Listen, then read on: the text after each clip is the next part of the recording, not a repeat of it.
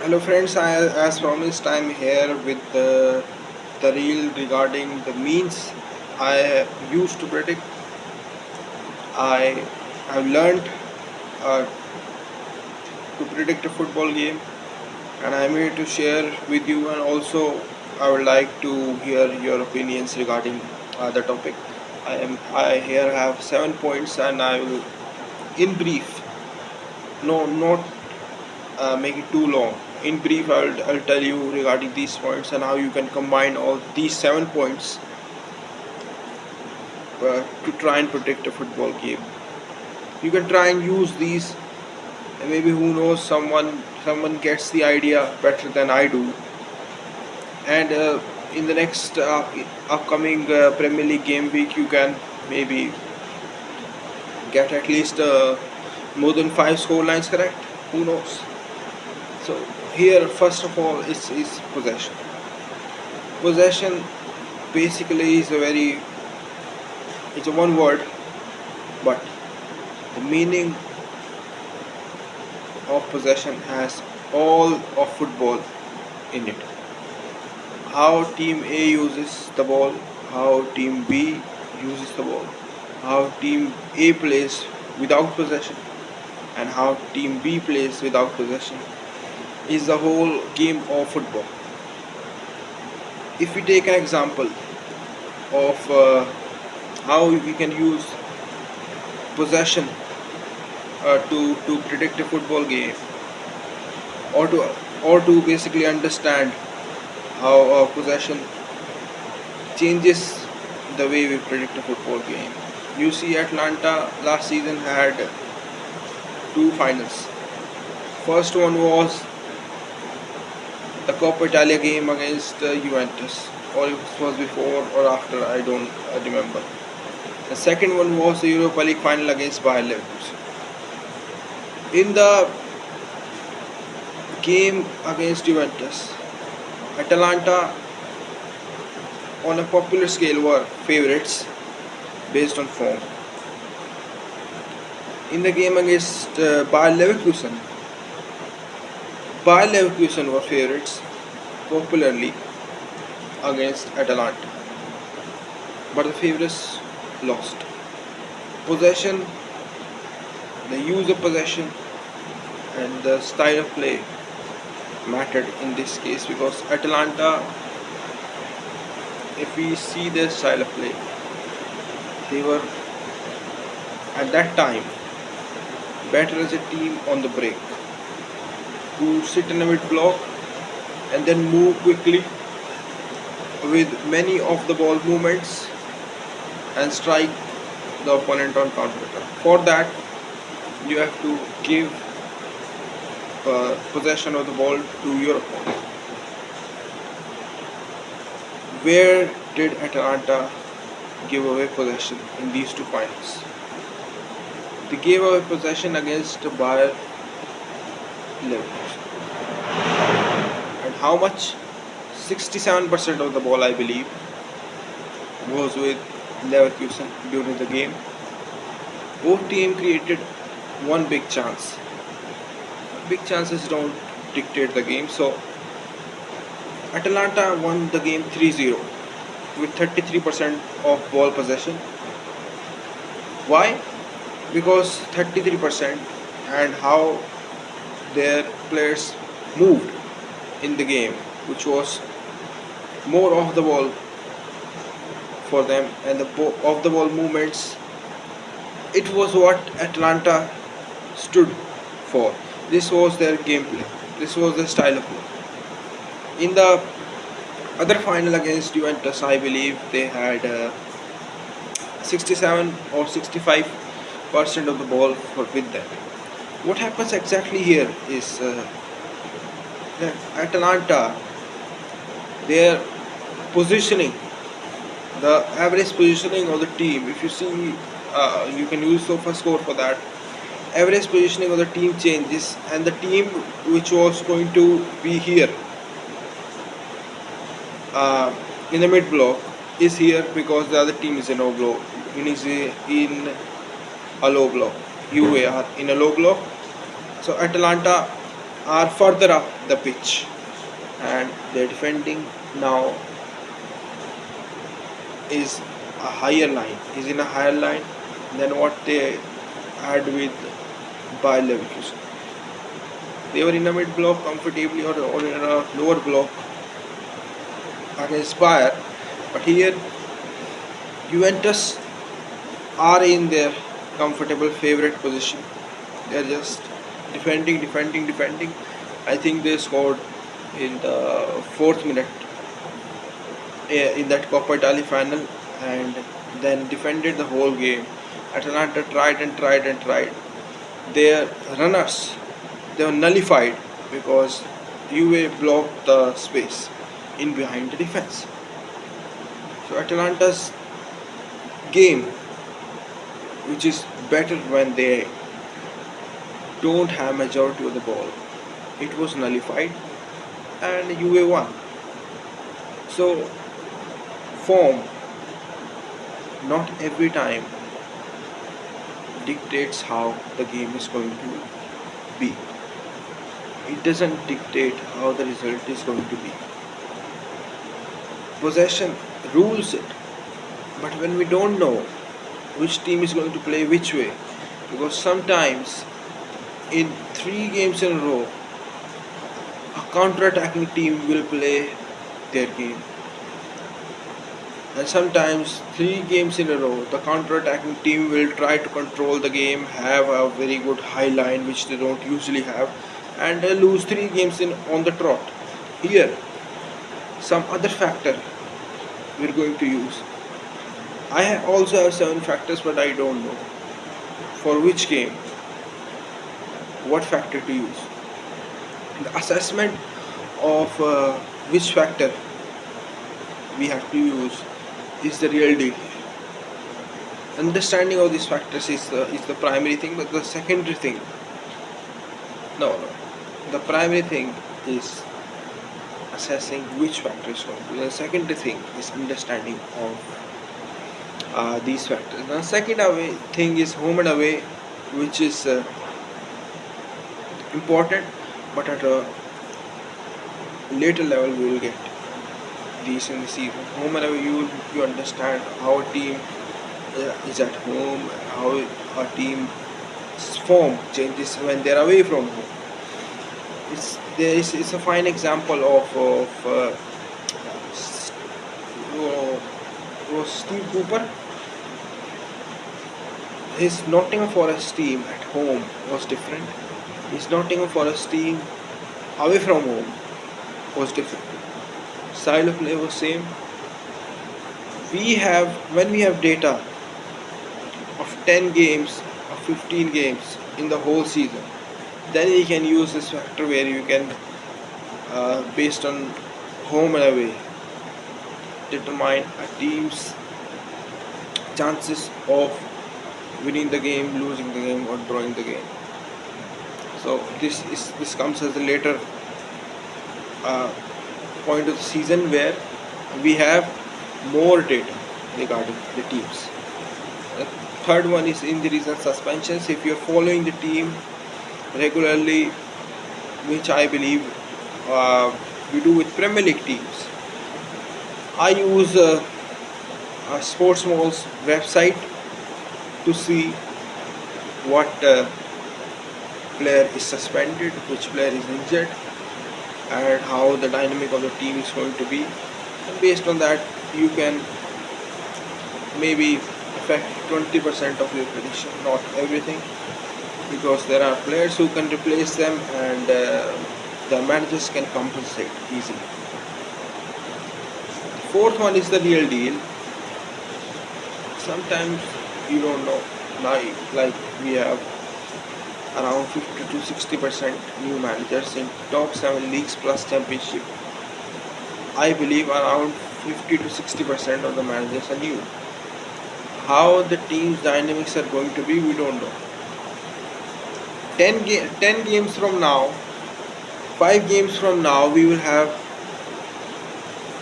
a new statistics where we will get to know how many shots the team is taking, how many shots the team is receiving, what's the conversion rate and what's the opposition's conversion rate against a specific team on average. When we have these stats, then we can use this. Right now, it's uh, pre-season plus one or two games of this season combined, so it's a mix and match. 5 games from now, 10 games from now, we will have this. For now, shorts and this conversion rate thing shouldn't be used uh, to see what's going to happen in the game. Little information of how the team plays can be taken by shots received, not shots attempted. Shots received tells you if a team plays possession based football or counter attacking football. More shots received means a team usually plays counter attacking football. The style of play is also very important in here. A possession based team which has defensive frailties against a counter attacking team, if the possession based team is leaving too much space in behind them and defensively they don't have players available which we can combine this one with injuries and suspensions, then they're going to be defeated. Two counter attacking teams, style of play, two counter attacking teams. Now two counter attacking teams, you will be confused as to what to do here. There we use possession. Here we have to take a guess or something like that, that this team is, both the teams are counter attacking. Whichever teams takes the route to play possession based football, the other team is going to defeat them, because this team that's playing possession based football is going away from their own style of play, and now they're in a different zone. They're defending the low block defending that is usually do, lower mid block defending that they usually do, is now a little higher.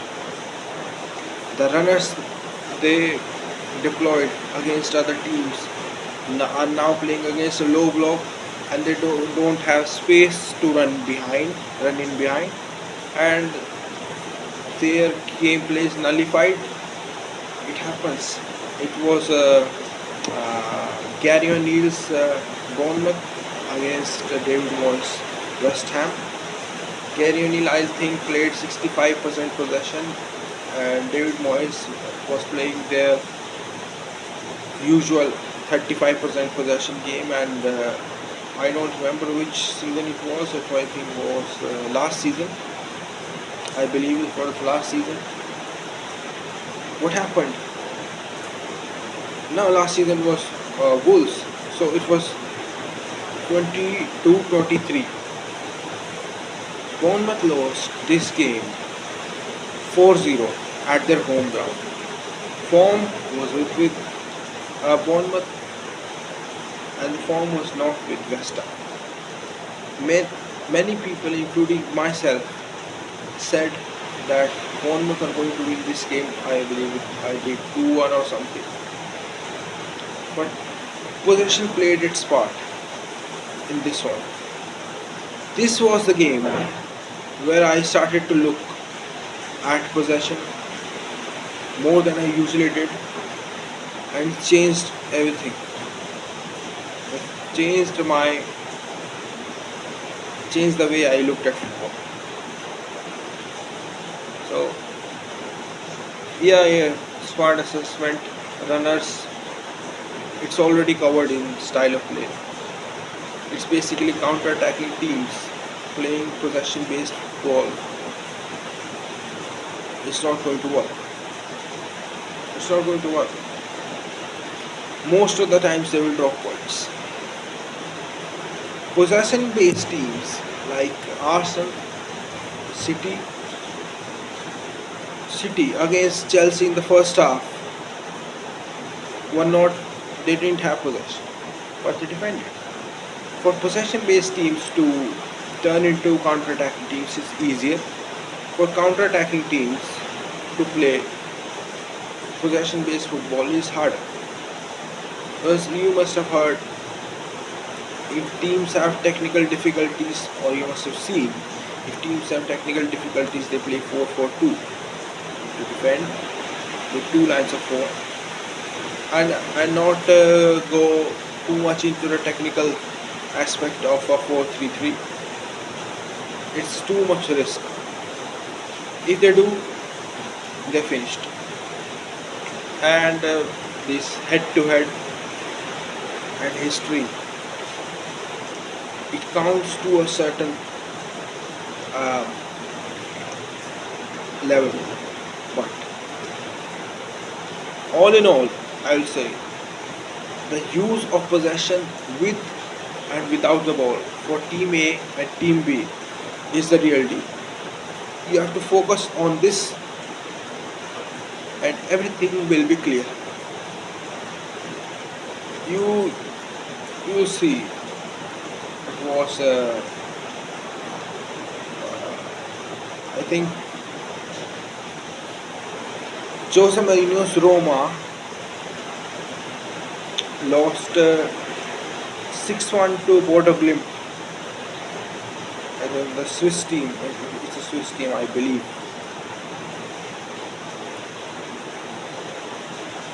They lost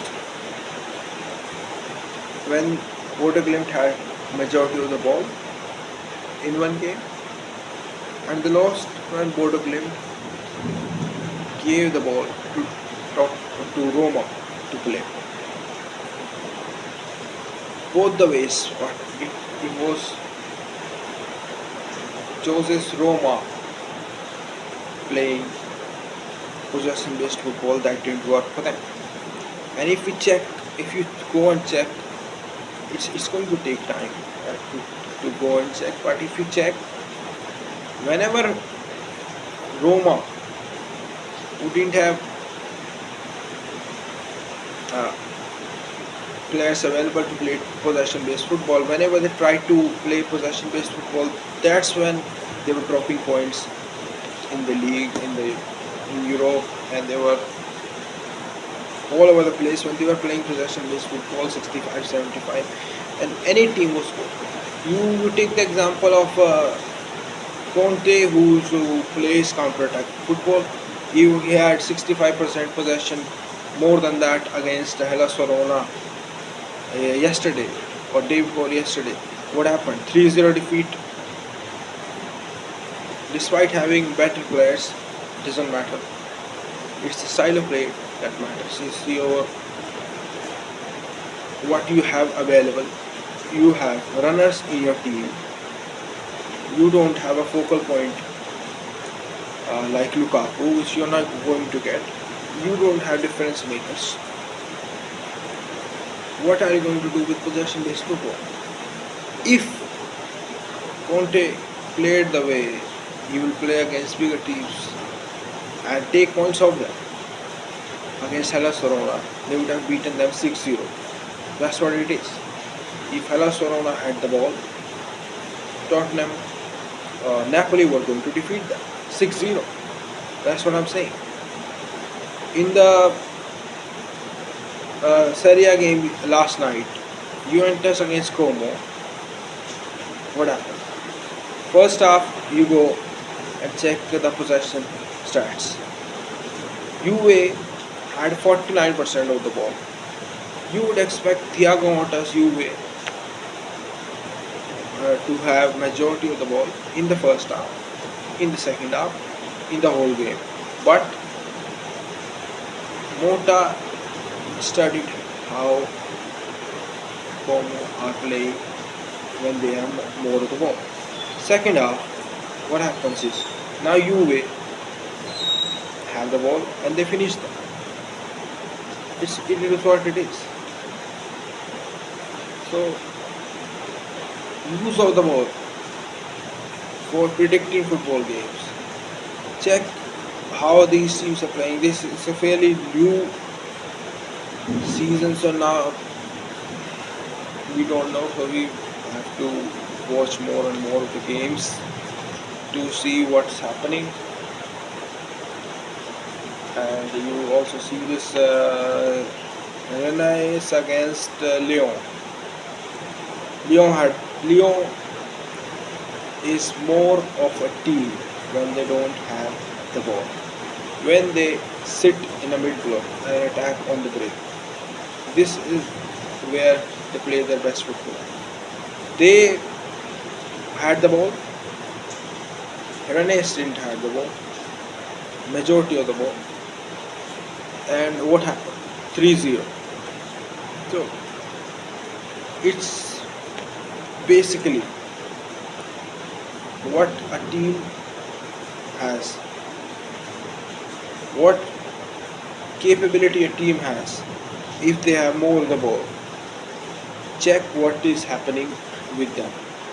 Check the last 5 games when they have the ball, how many goals they have scored, how many goals they have conceded, how many games they have won.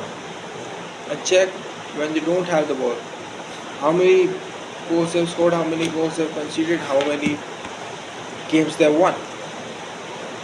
You will see what kind of a team, what the team does when they are in a specific situation with possession. It's very simple.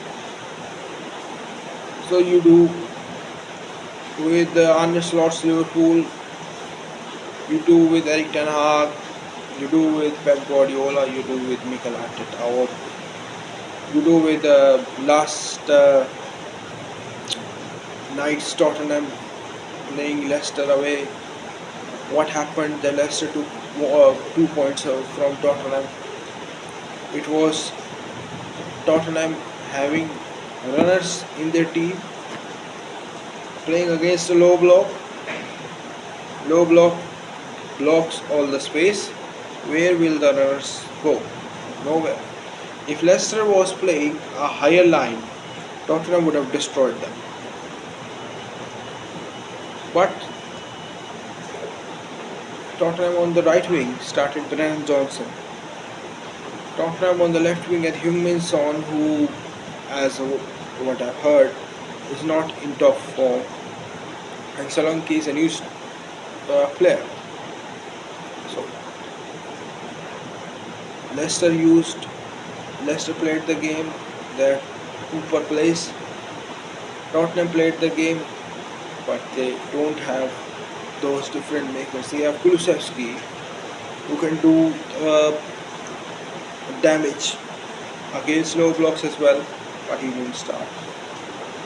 Assessment of who to start went wrong for Ange. What I'm saying, you assess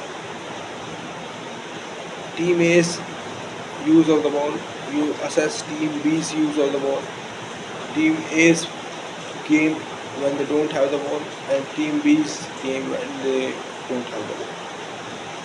Combine both of them, see which team has more chances of winning, more chances of taking points of team B, and vice versa.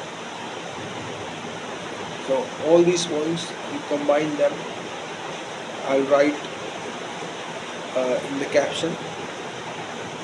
You combine them, and the next Premier League game week, use them, and also add something from your perspective of the game in the comment section. It will be very useful for me. It will be very useful for everyone watching the reel. Thank you.